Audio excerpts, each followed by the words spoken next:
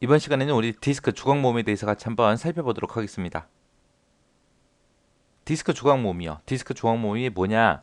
예를 들어서 우리가 사용하고 있는 옷장이 있어요. 그 옷장을 열어보게 되면 옷들이 전부 다 이쁘게 잘 정리가 되어 있죠. 그래서 양말은 양말끼리, 속옷은 속옷끼리, 그리고 뭐 셔츠는 셔츠끼리, 바지는 바지끼리, 청바지는 청바지끼리, 그런 식으로 해서 다 종류별로 이쁘게 잘 정리가 되어 있죠. 그렇게 이쁘게 잘 정리하고 사용해야 내가 원하는 옷이 있을 때 빨리빨리 찾을 수가 있습니다.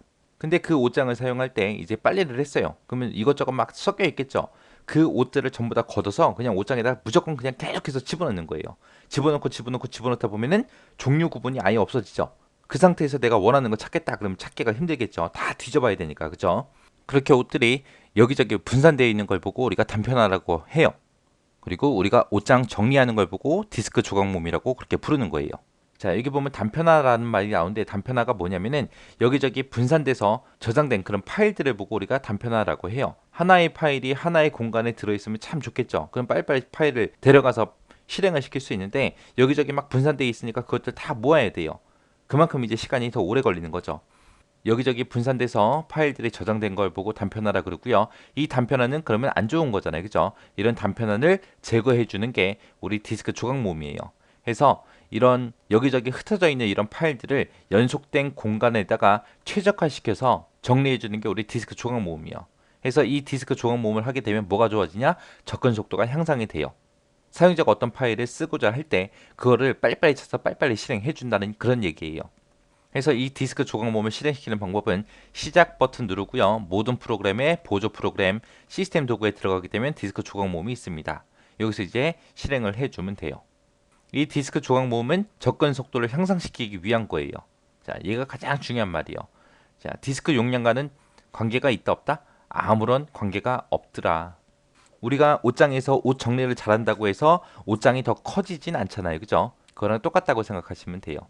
그래서 이제 디스크 조각 모음을 수행하게 되면 디스크 공간을 최적화가 돼서 우리 접근 속도와 안정성이 향상이 됩니다. 이런 디스크 조각 모음은 우리가 일정 구성을 클릭해서 정해진 요일, 정해진 시간이 되면 디스크 조각 모음이 수행되도록 그렇게 예약해서도 우리가 사용할 수 있습니다. 근데 이제 디스크 조각 모음을 수행할 수 없는 경우가 있습니다. 자, 얘 꼭 기억하셔야 돼요. 디스크 조각 모음을 수행할 수 없음. 언제 못하냐? NTFS, FAT, FAT32 요 세 개 말고 다른 파일 시스템으로 포맷이 된 경우, 그리고 CD롬이나 DVD롬 이런 것도 못하고요. 네트워크 드라이브에 대해서도 못합니다. 그래서 디스크 조각 모음 못하는 것들이 있으니까 요거 꼭 기억하셔야 돼요. 우리가 디스크 조각 모음을 실행하기 전에 디스크 분석이라는 걸 클릭해서 보게 되면 디스크 조각 모음을 해야 되는지 안 해야 되는지 그 필요 여부를 알려줘요. 그래서 디스크 분석을 클릭해서 봤을 때 조각난 그 비율이 10%가 넘으면 디스크 조각 모음을 수행하는 것이 좋습니다.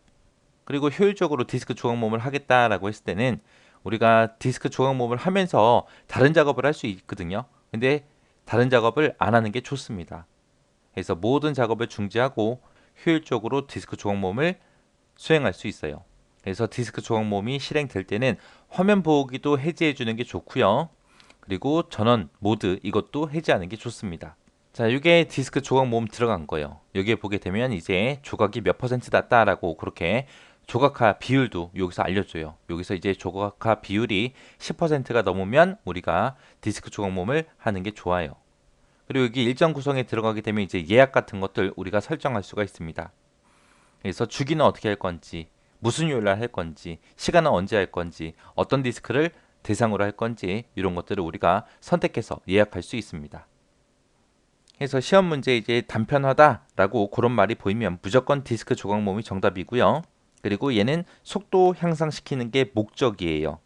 디스크 용량 증가랑은 아무런 관계가 없다라는 거 정확하게 기억하시고요.